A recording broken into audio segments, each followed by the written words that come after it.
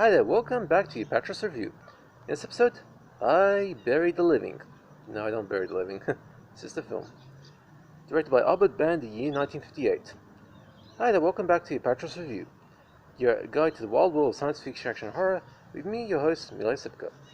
Now, in this episode, we look at, and by the way, for my primer for the previous episode, I put I knew a guy for this kind of thing, but no, that was just a joke. Anyway.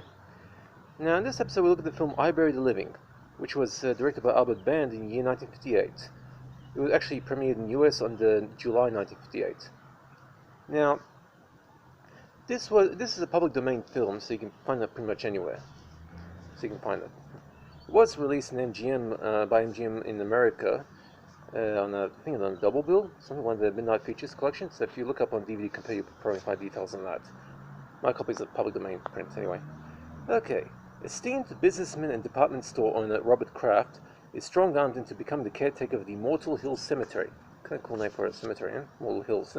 For the period of 1 year, a tradition that his family have maintained for years. Kraft isn't exactly too keen on the idea, because since he's still heavily at work with his own business, but his uncle George, who's an esteemed businessman as well, informs him that the work hours for the post are minimal at best. Upon arriving in the cemetery office, Kraft notices a large wall map with its own coding system for the availability of the plots. Reserved plots by still living owners are marked with white pins, while black pins signify that the plots are occupied, basically when there's a body in them.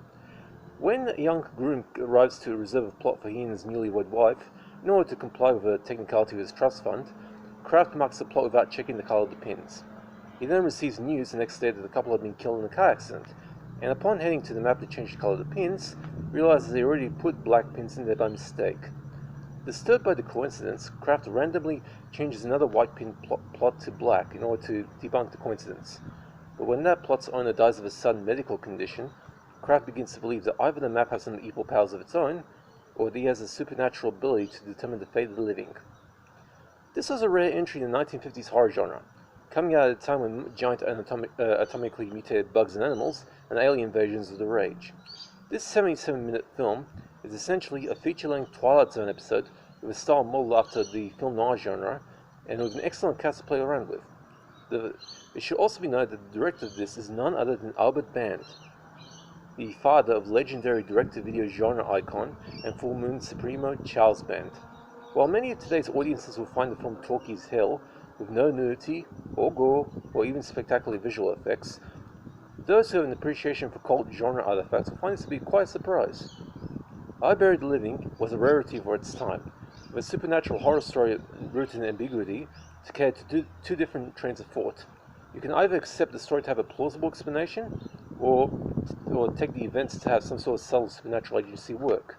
Both are applicable depending on your taste, although it is possible to have them both at play here, sort of a have your cake and eat it too type of thing. Band handles the atmosphere well, like the pro that he is, with the concept played out to its logical conclusion that Rod Serling would have killed to include in his landmark Twilight Zone TV series. And having Richard Boone play the part of the beleaguered protagonist was a stroke of modest genius. Boone plays a part of the intensity that as a whole going out of your mind because you think out some kind of superpower range, fit down to a T. For those who want the supernatural ability to have a more conventional revelation, will be somewhat annoyed by the conclusion that does appear, but the decision to have the supernatural agency somewhat vaguely defined was a better move, as it enables the viewer to do a fair bit of thinking about what the heck was going on here. The best films always leave you a range of questions for debating with yourself or with friends, and I Buried the Living does that part well. Nothing stand out, but this is definitely a solid feature, no matter how ridiculous some people might find the concept. I Buried the Living earns a spot in the land of the bee, 6 out of 10 grade. Solid entry all around. Now, there's no gore or nudity here, although the cemetery office has a picture of infamous Lincoln assassin actor John Wilkes Booth in the background. That's about it. No gore nudity. So, I Buried the Living gets a B. I should mention that, like I said, this is a public domain film, and you'll find it pretty much in some places. Originally, I had my copy from the Rocket this set, which was called Undead. It had a really badly done, almost like a kid's picture of a zombie on it, on the cover. That set had 5 films in it. If I remember correctly, I had Teenage Zombies, White Zombie, which is the first ever zombie film. What else? Crypt of the Living Dead, which is like a Spanish horror film about a vampire. And I Buried the Living, and also the butchered the American print of Ghost Galleon, the third Blind Dead film, known on the disc as Horror of the Zombies. I actually have the Ghost Galleon, the uncut version, in my collection.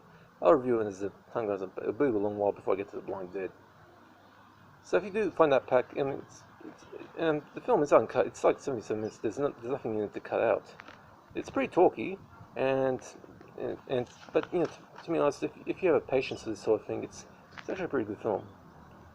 So that's it for I Bury the Living. Pretty much on this case with a B, 6 out of 10. Now I don't do requests, but if you want to know if I have a particular film or collection, or just if you have any questions about DVDs or something, you just ask me and I'll be happy to help. I hope you guys are staying safe. I hope that the pandemic goes away, but we'll still be a while. Enjoy yourselves, take it easy, and that's it for this review. See ya.